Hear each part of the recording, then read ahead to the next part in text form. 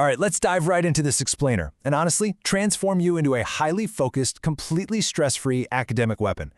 Look, if you're a student out there managing sky-high levels of academic stress, trying to balance a million assignments, and constantly feeling like there just aren't enough hours in the day, you are in exactly the right place. We're going to look at the intersection of productivity hacks, real neuroscience, and some surprisingly simple physical lifestyle changes that will completely revolutionize how you learn.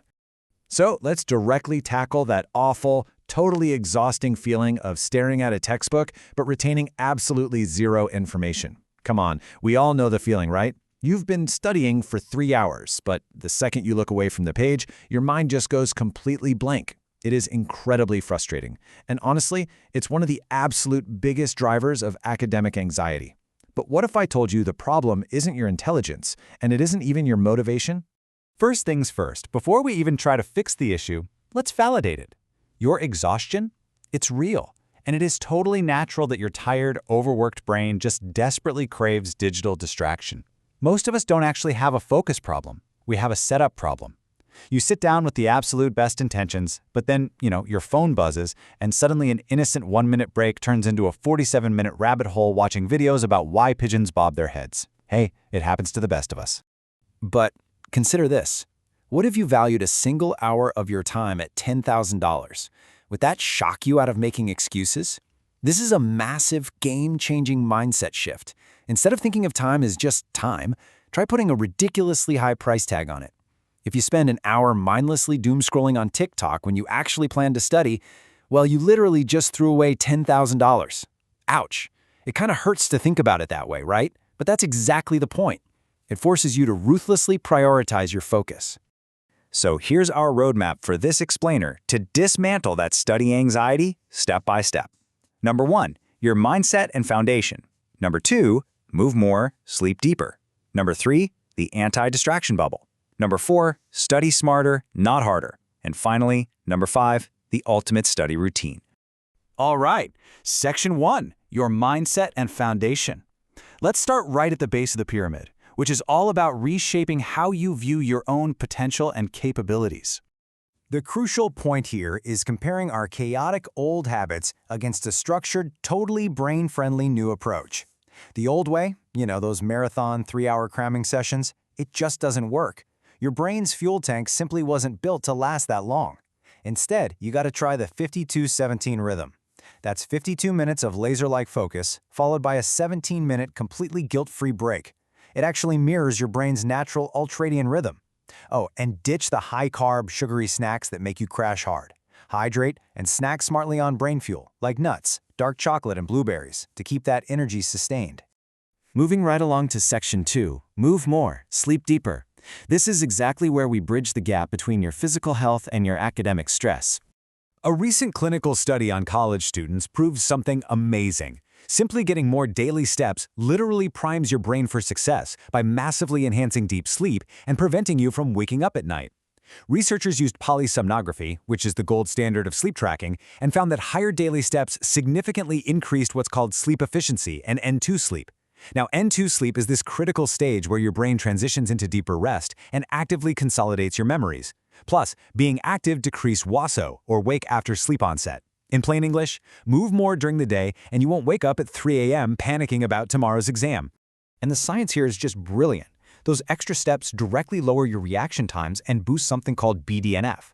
The data clearly shows that as your average daily steps go up, your reaction times on vigilance tasks go down. You're just sharper, period. At the same time, your blood levels of BDNF spike. BDNF is essentially fertilizer for your brain. It promotes neurogenesis and neuroresilience, making it so much easier for you to learn new, complex stuff. So literally, just walking to class isn't just exercise. It is active study practice. All right, Section 3, the anti-distraction bubble. Our biological engine is fueled up and well-rested, so now we need to fiercely protect our study environment. You have to enter what we call monk mode. Because, let's be real, giving in to that YouTube rabbit hole about pigeons is going to absolutely destroy your momentum. Put your phone in a totally different room. Use apps to block social media. Literally tell your roommates you are strictly off limits unless there's free cake or the building is on fire. And this also means strictly enforcing the one-tab rule. One subject, one mission. If you're studying biology, you absolutely cannot have a tab open ranking your favorite movie villains. It just doesn't work. Because look at this. Studies show that switching between tasks can obliterate up to 40% of your productive time. 40%! When you glance away from your textbook just to answer a quick text, your brain doesn't instantly snap back to full academic focus when you look back at the page. It takes serious cognitive energy to refocus. You are literally bleeding time and mental energy every single time you switch contexts. Which brings us to Section 4. Study smarter, not harder. Your bubble is completely secure, so let's deploy the actual science-backed cognitive tactics. Instead of burning out on one single topic for hours, use a technique called interleaving. This means you switch between different ideas, which literally forces your brain to build much stronger long-term connections. So, instead of studying topic A for hours, then B, then C, try studying A, B, and C in one single session. Then, next time, mix up the order to C, B, A. It's like cross-training for your mind. It forces your brain to constantly retrieve information and make links between different concepts, which, by the way, is exactly how exams are going to test your knowledge anyway. Pair that cross-training with the Cornell note-taking system. It's an incredibly structured visual setup to record, question, and actively review your lecture material.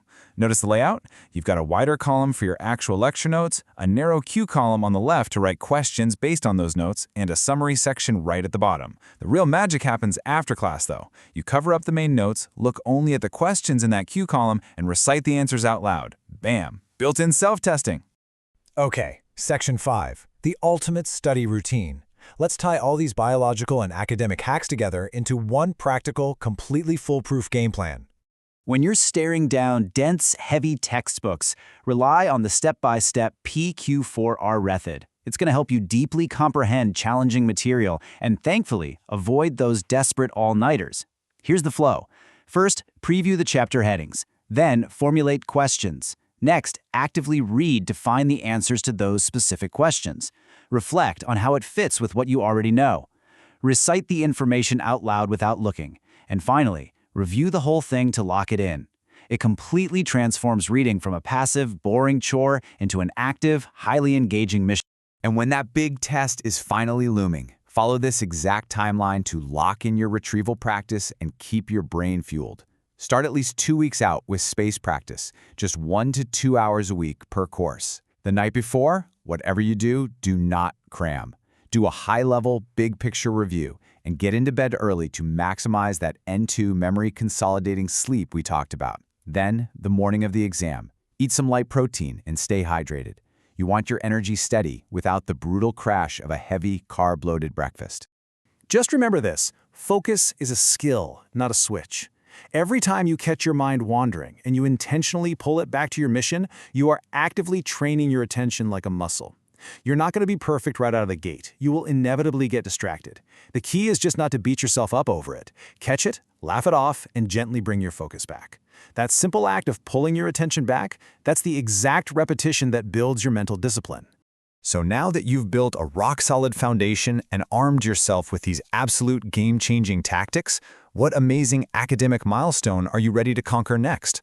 You actually know how to fuel your brain with movement and sleep now. You know how to protect your time ruthlessly and use the real science of learning to your advantage.